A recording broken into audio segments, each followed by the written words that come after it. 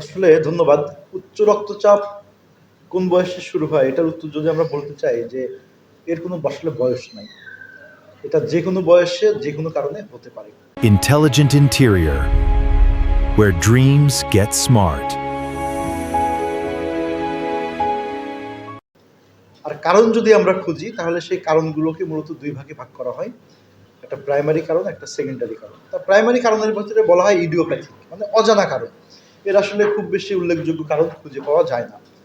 আর কিছু কারণ তো আছেই যেরকম বয়সের একটা ব্যাপার থাকে, জেনেটিক হিস্ট্রি একটা ব্যাপার থাকে, সে পুরুষ না মহিলা সেটার একটা ব্যাপার থাকে, ফ্যামিলি হিস্ট্রি একটা ব্যাপার থাকে। আর সেকেন্ডারি যে কন্ডিশনগুলো আমরা বলি যে বিভিন্ন রোগের কারণে, বিভিন্ন বিষয়ের সাথে অ্যাসোসিয়েট ঘটনার কারণে কিন্তু উচ্চ রক্তচাপ হতে পারে। ধন্যবাদ। এই যে উচ্চ রক্তচাপ হয়, আসলে উচ্চ রক্তচাপ হলে একজন রোগীর কি করণীয়? ধন্যবাদ। উচ্চ রক্তচাপ বা হাইপারটেনশন হলে অবশ্যই তাকে আগে স্ক্রিনিং করতে হবে। স্ক্রিনিং করে আমাদের কারণ খুঁজে বের করতে হবে যে এটা কি প্রাইমারি কজ না সেকেন্ডারি কজ।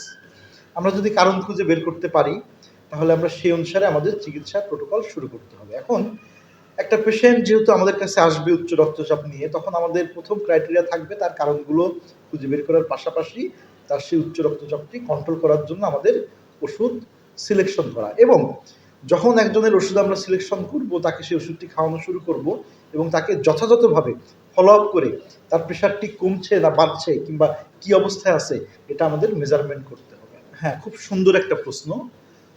একজন মানুষের উচ্চ রক্তচাপের যে ফলাফল যদি সেটা কন্ট্রোল না থাকে তাহলে যে ভয়াবহ ফলাফল হতে পারে সেটা একটু আমি আপনাদের সামনে তুলে ধরছি। আমাদের ব্রেন থেকে মাথা থেকে পা পর্যন্ত প্রত্যেকটা জায়গায় কিন্তু উচ্চ রক্তচাপের একটা খারাপ প্রভাব পড়তে পারে। আমাদের যে স্ট্রোক, ব্রেন স্ট্রোক যেটা হয় সেটা কিন্তু উচ্চ রক্তচাপ নিয়ন্ত্রণে না থাকলে হতে পারে। আমাদের যে হার্ট অ্যাটাক হয়, আমরা যেটাকে মায়োকার্ডিয়াল ইনফ্রাকশন বলি, এই উচ্চ রক্তচাপ যদি নিয়ন্ত্রণে না থাকে তাহলে কিন্তু আমাদের হার্ট অ্যাটাক হতে পারে।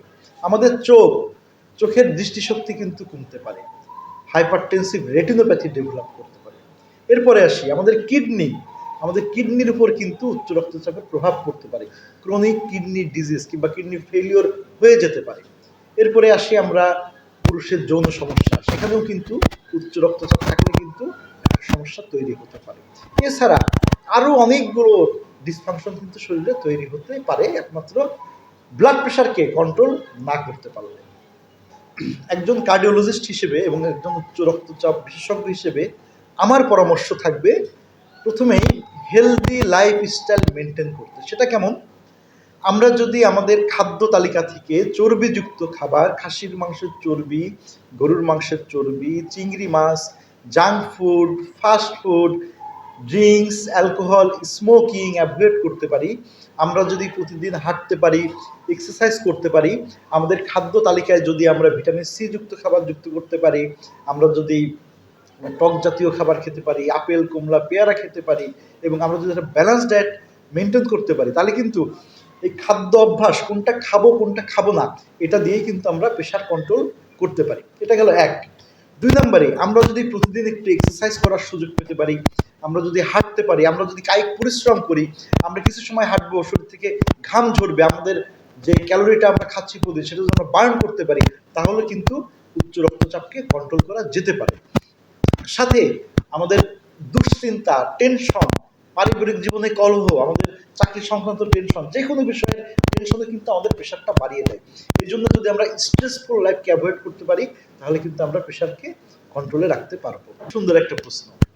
এখন উচ্চ রক্তচাপ যাদের আছে কিংবা যাদের হয়েছে কিংবা কন্ট্রোলে আছে, বেশিরভাগ ক্ষেত্রে দেখা যায় যে কিছু মানুষের ক্ষেত্রে উপসর্গ দেখা দেয়, আবার কিছু মানুষের ক্ষেত্রে কিন্তু কোনো উপসর্গ থাকে না।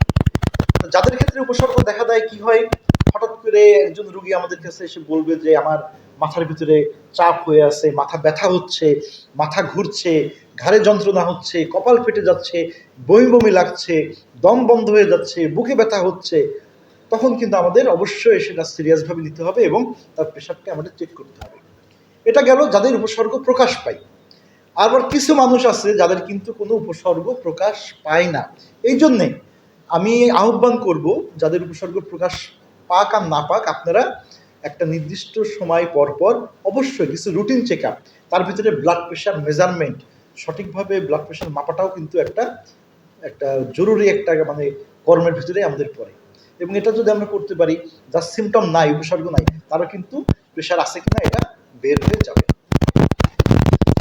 তার ক্ষেত্রে করণীয় হচ্ছে গিয়ে, ব্লাড প্রেশার বেড়ে গেছে, এটা অনেকেই মন খারাপ করে যে একবার প্রেশারের ওষুধ খেলে আজীবন খেতে হবে, কিন্তু আজীবন খেতে হবে কিনা সেটা পরের বিষয়।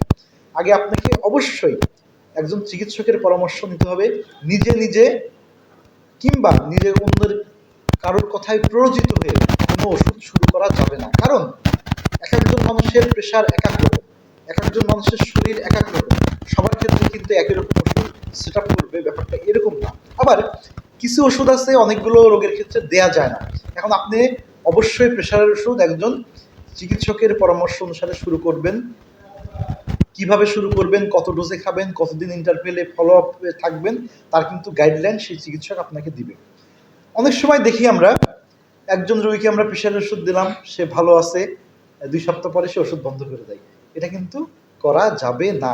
সুতরাং আপনার উচ্চ রক্তচাপ হয়েছে, আপনাকে ওষুধ দেওয়া হয়েছে, আপনি নিয়মিতভাবে খান, ডায়েট কন্ট্রোল করুন, এক্সারসাইজ করুন, চর্বি জাতীয় খাবার, জাঙ্ক ফুড অ্যাভয়েড করুন, দুশ্চিন্তাবিহীন লাইফ লিড করতে চেষ্টা করুন, স্মোকিং বন্ধ করুন এবং আপনার অতিরিক্ত চর্বিকে ঝেড়ে ফেলুন, দরকার হলে জিমে যান।